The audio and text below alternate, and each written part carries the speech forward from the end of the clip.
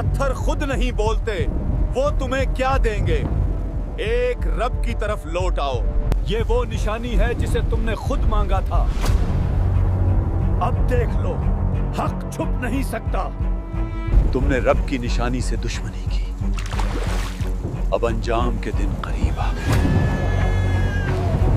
तुमने तौबा के दरवाजे बंद कर लिए, अब वो फैसला उतरने वाला है जिसे कोई रोक नहीं सकता। कौम समूद एक ऐसी कौम जिसके दिल पत्थर से ज्यादा सख्त हो चुके थे। वो लोग जो 70 बुतों के आगे झुकते थे, पत्थर के बने हुए ऐसे खुदाओं के सामने सर रख देते जिनमें न जान थी न ताकत।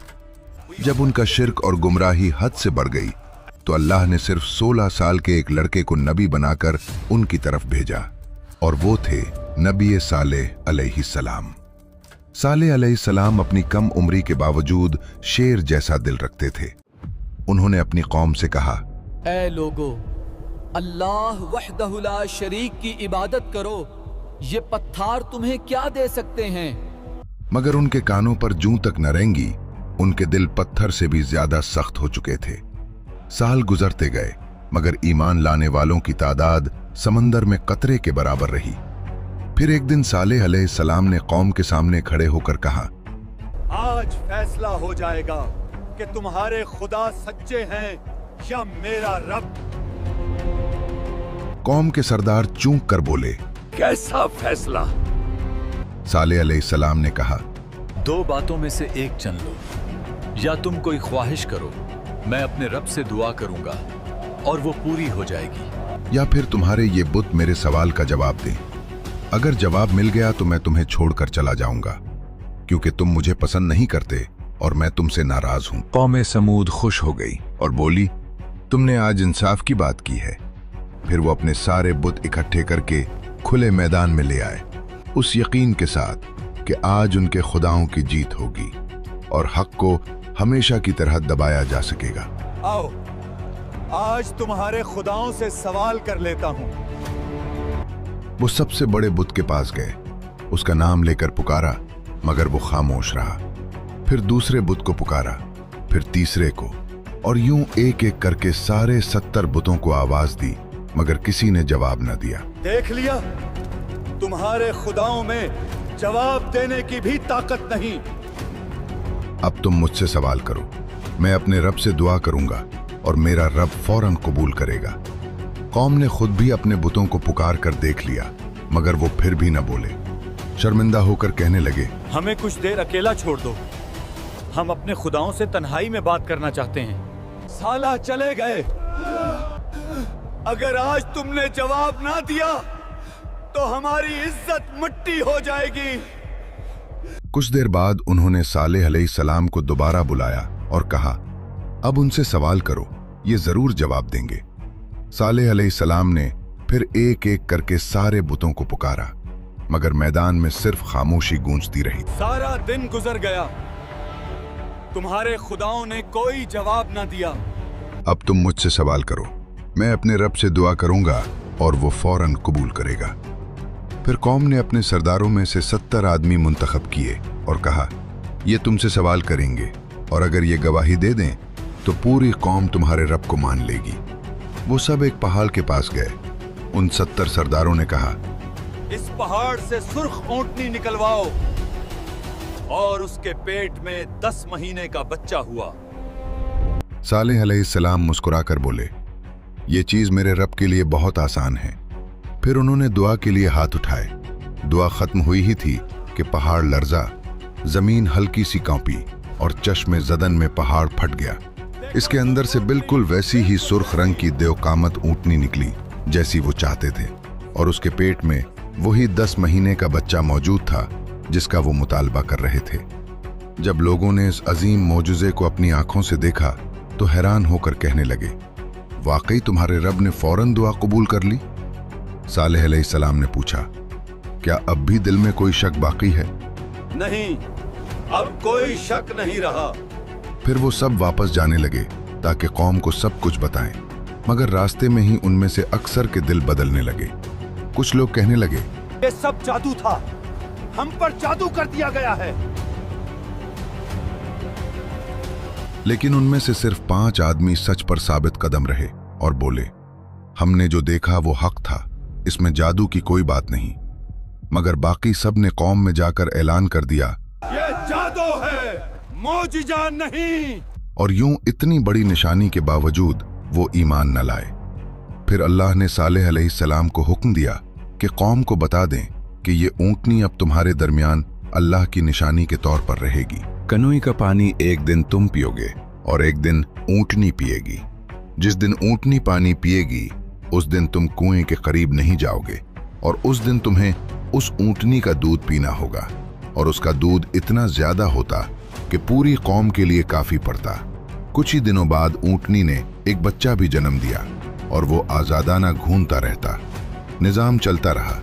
एक दिन पानी कौम पीती, दूसरे दिन ऊंटनी आती और सब लोग उसका दूध लेते और वो दूध सबके घर भर देता। लेकिन आहिस्ता आहिस्ता कौम के दिलों में हसद की आग फिर भड़क उठी।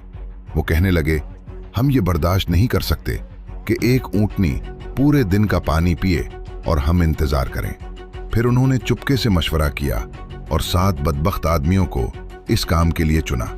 अगले दिन जब ऊंटनी कुएं पर पानी पीने आई तो वो 7 घात लगाकर खड़े हो गए और जैसे ही मौका मिला उन्होंने एक साथ हमला किया और अल्लाह की निशानी उस अजीम मोजज़ाती ऊंटनी को बेरहमी से कत्ल कर दिया।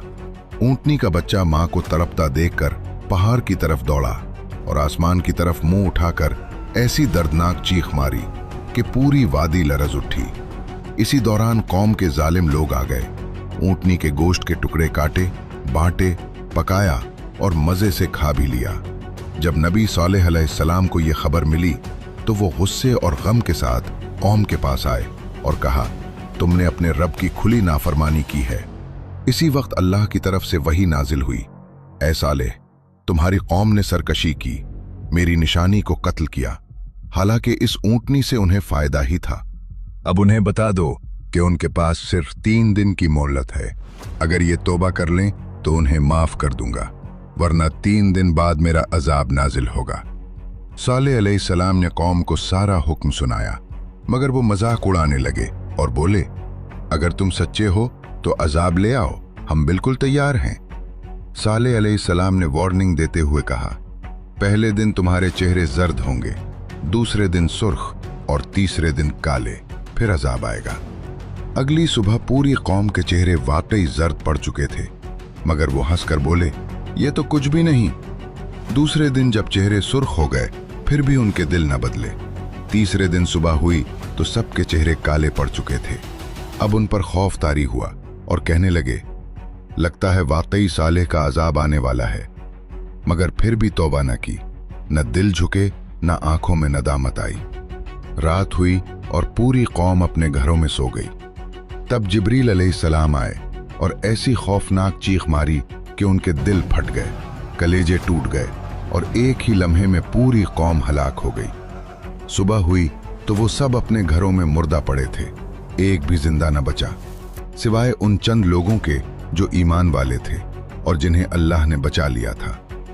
अब एक और कौम की तरफ उते हैं, वो सरजमीन जहां तिजारत अपनी चोटी पर थी, बाजारों में सोने की खिनक गूंजती थी, मगर दिलों में धोखा, फरेब और लालच की आग दहक रही थी।